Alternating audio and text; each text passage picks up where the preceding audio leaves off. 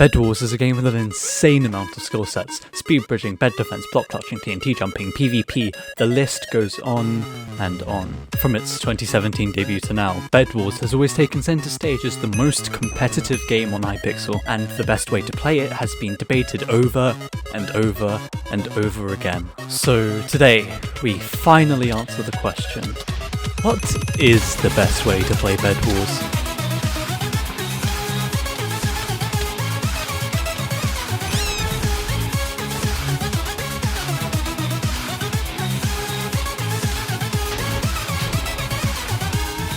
I divided Bedwars skill into three main components: like, comment, and subscribe. It only takes 3 seconds and it really helps. Strategy, method, and proficiency. Upon entering a game, there are usually 3 different approaches. A new player will turtle up, defending their bed as best they can against intruders, whereas a smart player will usually try to eliminate the person next to them before collecting wealth until the 1v1. However, contrasting these strategies, the common consensus among experienced players is I would be Russian. to hunt beds and finals and never look back. I respectively named these approaches the turtle, the hare, and the snake before playing 75 games, 25 of each strategy over 5 maps, to determine which was truly the best. And my results surprised me. But before we look at those, method. I've separated this segment into bridging, PvP, and bed defense, but we'll start with arguably the most significant of the 3, bridging technique. Most people bridge like this, which seems fine at 0.78 seconds per block, but if you turn just 45 degrees, this simple change increases your speed by 1/3 due to parallelograms of forces. But we can go further. By only crouching at the edge of the block, otherwise known as speed bridging, the speed at which you go is double our initial bridging velocity. This increase leads to a major competitive advantage, as is advertised by many all over YouTube. But what isn't talked about is staircasing. Staircasing lets you get above your opponent for a timely combat or TNT advantage. However, regular staircasing only moves you up and across one block every 0.71 seconds, which seems fine, until we again try only crouching at the edge of the block, otherwise known as speed staircasing. And now we move the same distance in only 69% of the time, or almost 50% faster, giving the speed staircaser a significant advantage over their opposition. Please, just boot up a world and learn to speed bridge. It takes like an hour, or maybe 2, to get consistent enough to bridge across an entire ocean. Please. The 3 most common bed defenses I see are this, this, and this. I hate them all, but first, let's talk about why they're good. Hiding your endstone behind wall can make a player show up unprepared, buying you precious time while they buy tools, and then spend 2.78 seconds or much less mining your bed. More than enough time to respawn and fight them off. Using wood and wool delays an attacker from mining your bed for 5.25 seconds, unless they happen to see the wood sticking out and bought tools, in which case it delays them 3.5 or less seconds. Keep in mind that the time to respawn and then travel to your bed averages at around 6 seconds, unless you got knocked into the void, in which case it takes about 11 seconds. And the wool is great, it'll take them 7/4 seconds to get to your bed. We reduce that to 4/5 if they spend the 20 iron shears cost, so if you got knocked into the void, don't bother waiting because your bed will probably be gone before you respawn. And now that we've covered the good things, let's move on to the bad. The more astute among you have probably noticed that I've neglected arguably the most useful item in the game. Fireballs. Don't get me wrong, TNT is great, allowing you to bypass any of these defenses if you can afford to wait its 4-second fuse time. But what you probably didn't know is that fireballs can destroy wood, meaning that they hard counter 2/3 of the most common bed defenses in an instant. It would have been better to do nothing, diverting the resources into your bridge or TNT, which costs the same amount as wood. Well, what should you do then? Well, that depends on your resources. For the same price as endstone, you can get enough glass to cover your bed, and then cover the glass with wool. This negates any blast force, saving your bed from immediate breakage.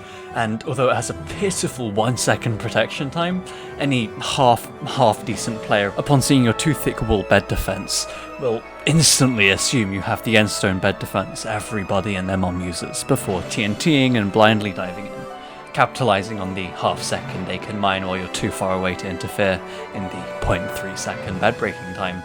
The 0.7 seconds glass buys you is enough time to stop them breaking your bed, killing the enemy or delaying for reinforcements. The second option I recommend is this. It's expensive. The time to mine this post-explosion is about 3 seconds or less. Starting a fight takes a quarter of a second. There is only one bed defense that I would not only buy into, but trust to keep my bed safe for the majority of the game, and that is Obsidian.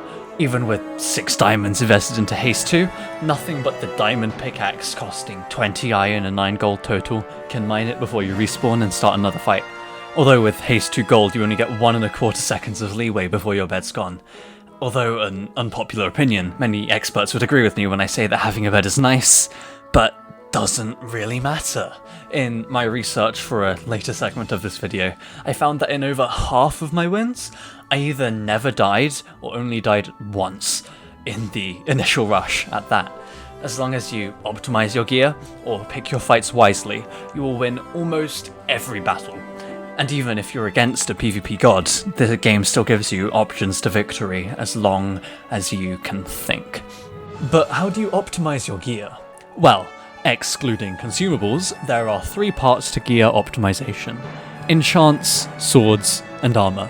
In Minecraft 1.8, each point of armor provides a 4% damage reduction.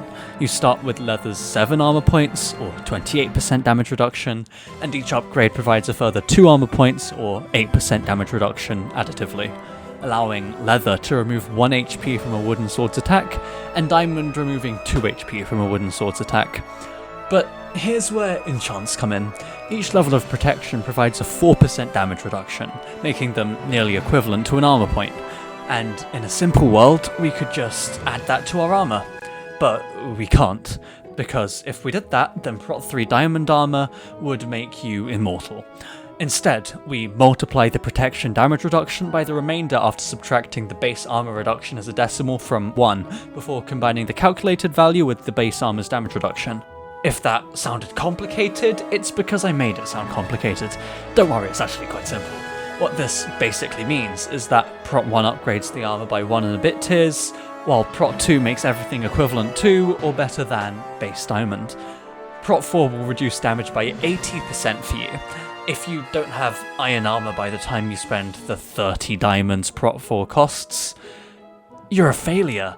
And if you bought diamond armor, then first you should have either gotten obsidian or a punch bow. Both are significantly better. And second, those 6 emeralds you spent brought you a grand total of 3% less damage. You would have to get hit by a sharpness 52 diamond sword for that to save you half a heart. But how did I get that number? In Bedwars, you are provided 4 different swords, each with exponentially increasing prices for a single point more damage. But in a fight, a single point becomes hearts of difference, making just one tier give a significant competitive advantage. So what does sharpness do? Sharpness increases damage by the output of this function, but more simply, because we only care about the first level of sharpness, it increases the damage by 1 point, effectively upgrading your sword by a tier, depending on which sword you have. Your investment of just 4 diamonds has saved you from 4 emeralds to 10 iron upon purchase and every respawn, allowing me to answer the age-old question asked by the greats: which should you get first, sharpness or protection? If you're a PvP god that 10-hit combos every fight, then sharpness is the obvious choice.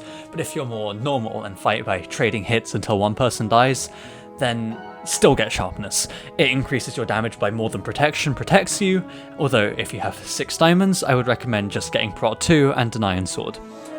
You'll notice in the PvP segment, I haven't talked about ways to raise CPS, or clicks per second.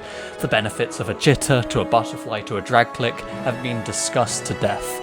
You get nothing from me mentioning it here, and optimization is something that anyone can do in a moment, as long as they are capable of remembering.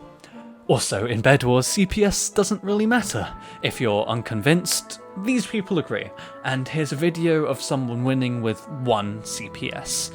Don't watch it now, watch it after this. It'll be in the end screen to remind you, I promise. And there ends method, and here begins strategy. I went for 3 different strategies, and here's a reminder as to what they were. Upon entering a game, there are usually 3 different approaches. A new player will turtle up, defending their bed as best they can against intruders, whereas a smart player will usually try to eliminate the person next to them before collecting wealth until the 1v1. However, contrasting these strategies, the common consensus among experienced players is I would be Russian. to hunt beds and finals and never look back. I respectively named these approaches the turtle, the hare, and the snake. So, first, the turtle. Banning myself from moving further than the nearest generator assured certain defeat, or so I thought. I actually won my 4th game through sheer luck. The last 2 people knocked each other into the void, allowing me to win through a fluke among flukes, and serving as a testament to the intelligence of Bedwars players. Disregarding the anomaly, nothing here is surprising, from the abysmal win rate to the reoccurring 20-minute plus playtime. Moving on to the hare. With a win rate of practically 1 in 4, the hare places as a strategy 3 times better than the average, and if you're not going to win the round, chances are you'll place middle of the pack and steadily build up your stats, which is nice for never spending a second on defense in the favor of an all-out attack. As Sun Tzu once said, the best defense is a good offense.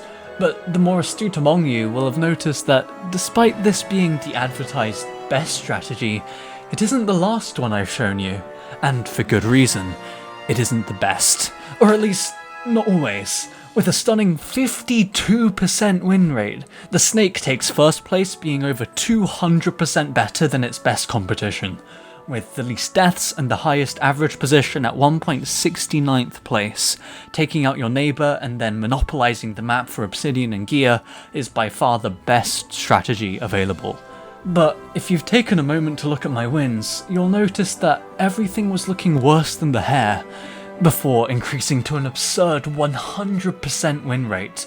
These wins occurred on 2 maps, Playground and Ashfire. On these 2 maps, nothing can compare to the snake, which leads me to my final analysis of Bedwars strategy. I approached it wrong, or at least not entirely accurately. Every map seems to have a specific meta, and if you can find and apply that meta properly, explosive wins are inevitable. I just happened to stumble across the right strategy for Playground and Ashfire. Good luck on finding the ones for other maps. And now for the 3rd and final section of the video, proficiency.